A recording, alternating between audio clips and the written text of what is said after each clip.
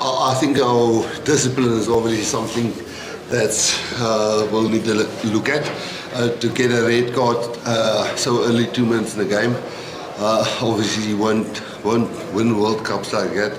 And then another 2 yellow cards. Yeah, so yeah, everything to said that. Rassie, having spoken about the discipline, though, do you feel a lot of it's just down to over-eagerness? I mean, poor Andreas Stanton, he doesn't play much, and obviously, you could see he's bursting with adrenaline, and I mean, even Kieran Horn, I guess, Kirkley, do you put it mostly down to over-eagerness? Yeah, I definitely think it's accidents. It's not something on purpose. We really train level change and minding players in the air a hell of a lot. And yeah, you can't really tell that player that was on purpose. It's an accident. Rassie, can we look at the sentimental side of things? A bit of a homecoming here for you. Just your thoughts on having come back to this particular venue and this city, and just some of the debutants who scored tries as well today, how special that is for you. Yeah, I actually found myself struggling to talk in the change room, because this was where everything began for me. This is where, from after school, in the military, then varsity, and everything happened for me here. Yeah, it's a bit, when I came in here and I saw all the people, you remember all the faces, and it's the same vibe still outside, it gets a little bit emotional. Yeah, but I can just say thank you for Bloemfontein, everybody in Bloemfontein, the army, the varsity, for me personally, from my side, and then from our Springbok team side, what awesome support. I mean, the match at one stage definitely wasn't this beautiful match and looked like we're going to punish them with 50 points, but the crowd never got on the booing side of things or negative. It's a real positive crowd to play in front of, and I think that helps the players. And then the debutants, yeah, it's great. How many was there? There was 7, and I think 4 scored tries. So that's nice. It makes it interesting now to pick a squad. Coach, you're still on the road to World Homecoming. Grey College, which is just a couple of, meters away from this very same stadium. Back in 2019, two players who were in their first team, in the names of Jan Vessels and BITDEFENDER, who also started in one of the tries. What did you make of these two this week? What did they make of how they played? Yes. Yes, no, look, I promised the whole squad that everybody will get a cap today. That was the plan.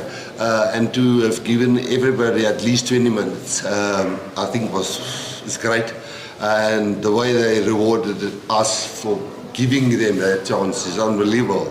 I'm very proud of both of them. Coach, what do you say about Portugal? It must have been, going on to the big stage for them. Obviously, lots of nerves. Just say a few words about them. No, they're a tier 2 nation. I can tell you, this team that we picked today will give the team that played last week against Ireland a go. I'm saying it honestly. I don't care if people go into the A-B side debate. I'm telling you that there's no difference between. He actually also played. You did play last week. So for a team like Portugal to come here at altitude, people forget that.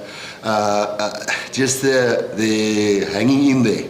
I spoke to the coach afterwards. He's not downhearted. He's excited.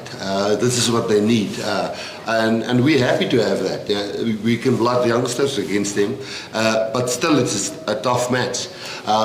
We learned that we can play with 14 men. We had to make plans on the field. That's a nice experience. But overall, I think the scoreline wants to forget that. and look at the way they really tried and the effort they put out there, the Portuguese team. And at halftime, we weren't comfortable. We still knew we had a lot of work to do. So, no, they must hang in there, and we're very happy to have them here. Guys, we do have very little time, so we're going to take about 3 or 4 more English questions, then we're going to Afrikaans. So, Percy. Coach, congratulations here at Solomon. Coach, can I ask you, it's a once-off match. Are there any players, in your opinion, in tonight's performance that have raised your hands, and where exactly do you name that squad for the rugby championship? And so I see you were very shocked when you got this match ball now. What does it mean now for your side finally to run out and lead your side to victory? Yeah, Percy, I think there's a squad of 42, which currently we have in and out of our squad. Jasper must still come back. Damien Willemse must still come back. Peter Sefs is cleared now. Steven Kitchoff is cleared now. There was another player. Malcolm looks like he can play the second Australia game. So we will have to juggle a few things, and we're able to give an injured player a little game time, and when there's the right opportunity. So yes, lots of players are to play for the Springboks, but I'm not going to mention them. And then on Tuesday we'll name the squad. Yes, Percy, I think it's very special to represent the Springboks, and yeah, just to keep the answer short, to get a match ball is exceptional. I think there was a lot of players out there tonight that deserved that. So yeah, that's probably why I'm a bit shocked, but very grateful for it. Rassie, Wani's goal kicking was an issue during the World Cup. Became a conversation again during the URC, and despite the crowd cheering him again, it clearly became another issue here. Are you able to break down what seems to be the problem and how can it be fixed?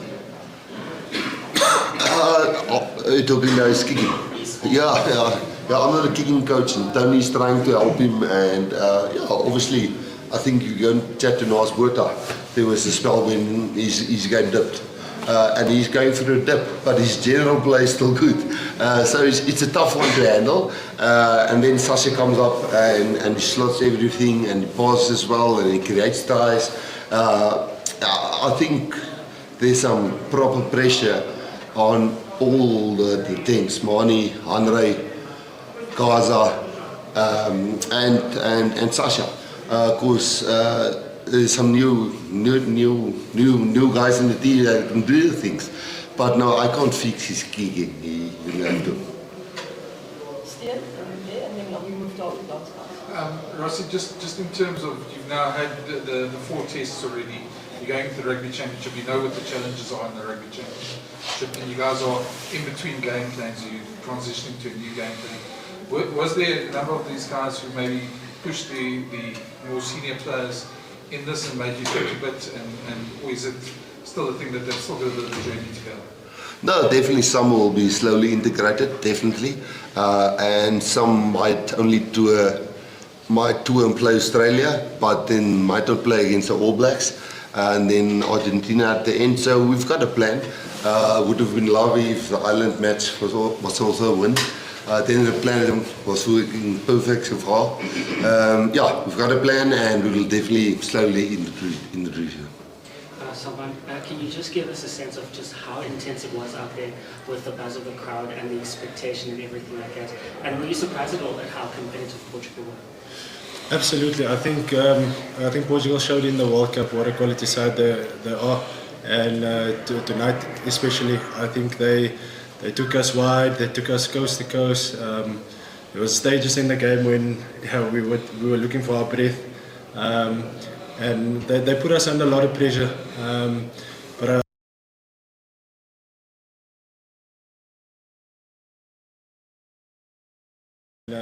tonight especially, I think they took us wide, they took us coast to coast.